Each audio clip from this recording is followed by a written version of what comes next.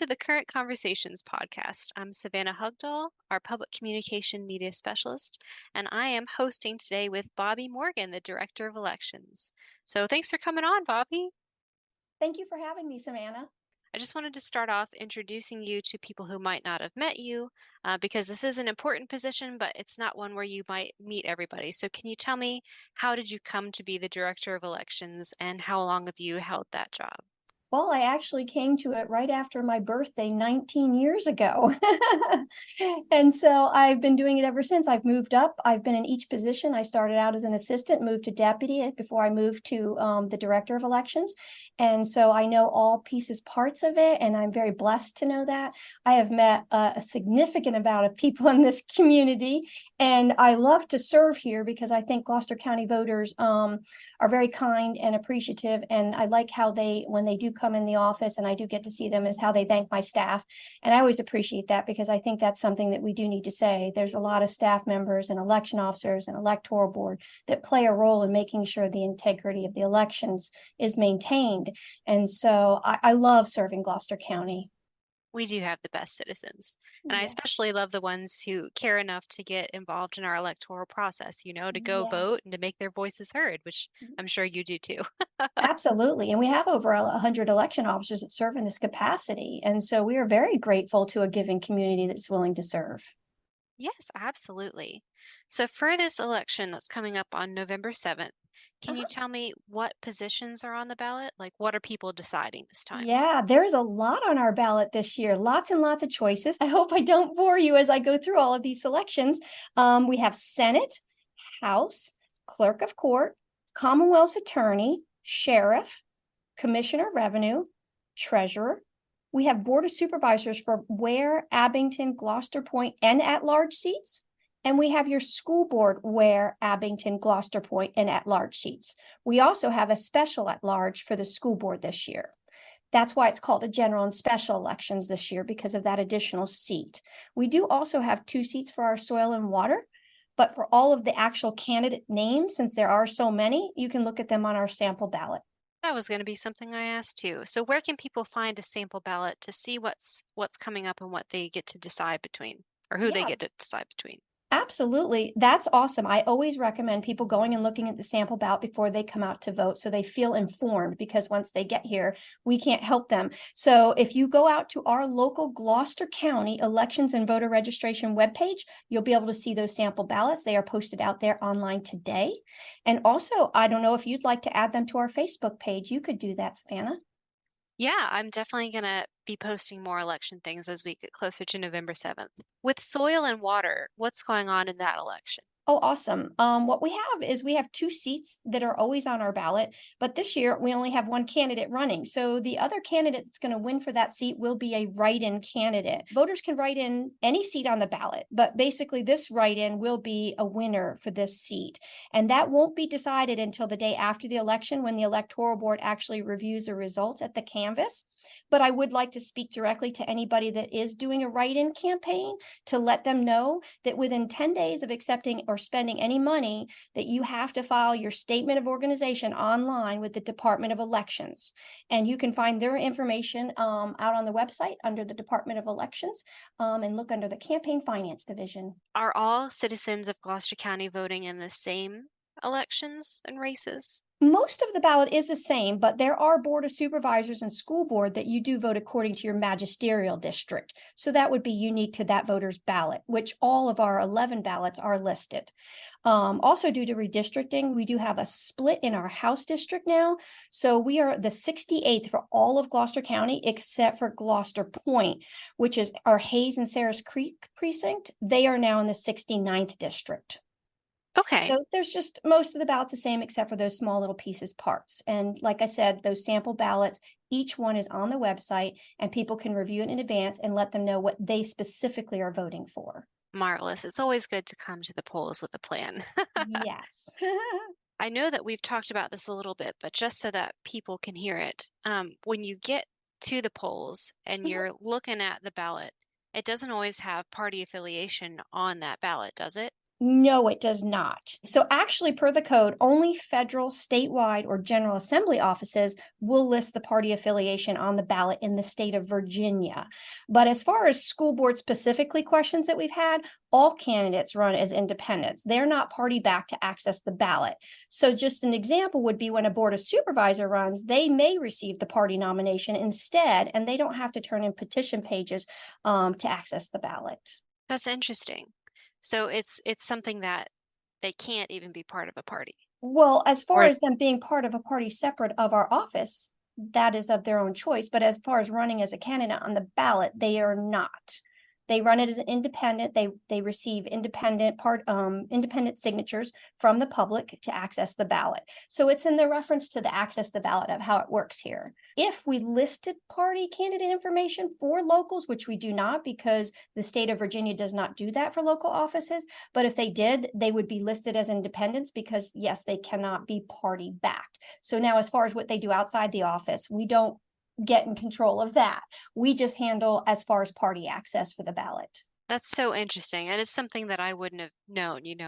Right. So, A lot of people don't. And it's interesting that you say that because I love you doing this because this helps inform voters of so many things that there's misinformation out there about. So thank you for clarifying that. oh, it's always fun to do the podcast. So, speaking of another thing that I know that there's been some misinformation about before, can you talk to me about there's some absentee ballot by mail changes this year, right? So, what's different this time? That's a big one, and I'm really glad you're covering this because I've been wanting to get this out there. So before, to make your absentee by mail ballot count, you had to, in the return envelope, have a witness signature. That has gone away. Per legislature, they have passed the law now, no more witness signature. But now what it does require, it is not optional, is the last four of your social security number and the year of your birth. Now that is on the back of the envelope and it's very, very clear. It puts on there for you to put your year of birth, for you to put your signature, and for you to put your last four of your social security number. So it's very clear what's on there, but we just want people to know, these voters, please, it's not optional. You have to put that information now. Yes, absolutely. And We there's want a your vote to count. It takes a lot to do absentee by mail. So we want to make sure if you go through this process and you can't get out to the polls, we want your vote to count. And if people aren't comfortable putting it in the mailbox, there is a drop-off ballot box near your office, right? Yeah, and that's wonderful. We have a secure drive-through ballot drop box. It's under 24-hour surveillance and it's located right at the back of our building. So if you don't even want to get out of your car, literally you can just drive through and drop it in. And then you don't need to worry about, did we get it through the mail? You know we have it because every day we go out there and we empty that ballot box and we check those voters in the system. Perfect. How do you return your absentee ballot if you change your mind and you say, I want to go in. I want to vote on paper or on the machine on election day? I love this question too. You're just hitting all the most important questions. So, we want you to return your unvoted sealed ballot pack back to us as soon as you can. So, if you did put it in the drop box, you'd want to write on the sealed envelope across it void. So when we know when we get it in, there's not a voted ballot in there, and we would uncheck you from the system, which would allow you to vote normal. If you wanted to come and vote in person on early voting, it would work where you could hand it in, we would uncheck you and check you in then as a early voter, and you could go ahead and vote in person. But on election day, the rules change. So if you have not handed that ballot back into us to uncheck you, when you go to the polls, you're going to be checked in as already voting. So you're going to either have to hand that pack in again to then be unchecked to check in normal, or you're going to have to vote a provisional ballot. And we try to eliminate ever having to have somebody vote a provisional ballot because that ballot is not counted on election night. It has to wait until after the canvass with the electoral board where they look at the provisional ballots. Normally, if a voter, has not returned their ballot and that check-in process is decided by the board, it could count, but it's just the process that if you know you're not going to vote that ballot and you return it to us, we will uncheck you from the system and then you can vote normal however you want. So you can either drop it off with the void message or bring it in with you when you go to vote and hand it Yes. to the electoral. Yes. Yep. Okay, That's right. Hand it into the elections office. perfect. So here's a big one too. How does your office make sure that absentee ballots are filled out by real voters and those Yeah. voters don't come back on election day to double dip? I mean, we covered it a bit there, Yeah. but just to hit that No, again. but this is really wonderful. Again, this is a question we hear, and we follow procedures that ensure this does not happen. A registered voter must request an absentee ballot by mail with an application, and we match those records we have on file for that voter, and that voter is checked into our system that shows that they've already voted. So anyone that has tried to vote twice has been turned over to the Commonwealth's Attorney's Office, and we have caught them in the past. So I always say, please don't try. You will be prosecuted, and the process works and it's secure. Don't try just to test it out, right? You'll get in No, trouble. yes, testing is a prosecution. You can't test. It works. Yes, right. Okay. So I know for this election in particular, we've got a bond referendum on the ballot. And Yes. that's kind of like a bigger question that people have to read through and then Oh yeah. choose an answer instead of a person. So how can people learn about that question ahead of time? I'm going to beg them to learn about that ahead of time, because once you get to the polls and you're standing in, there to vote, having to read that whole thing and then trying to understand it, there's nobody here that can help you interpret it.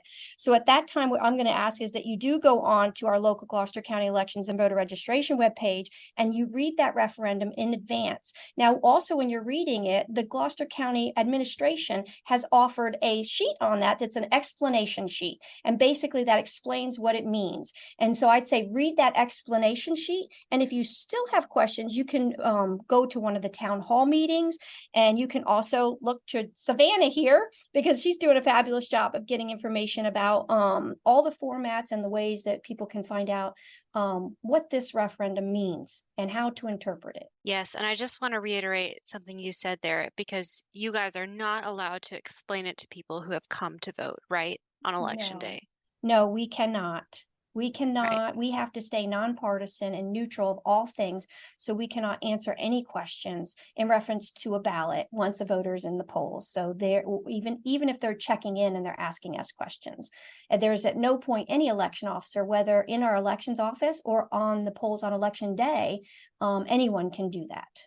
Right. So come with a plan, guys. You're hearing it Yes, here. please. Everyone matters. We want everyone to be able to vote who's of age and eligible. So what is the deadline to register to vote or to change? Like Yeah, maybe you've moved and you need to make sure absolutely. you're voting in the right district. Our big day is October 16th. So please, if you have any changes, do it now. It's super easy. So October 16th is the last day for you to change your name, your address, or get registered. So after that, voters will have to cast that provisional ballot again. That's not reviewed election night. It's reviewed after election day by the electoral board at the canvas.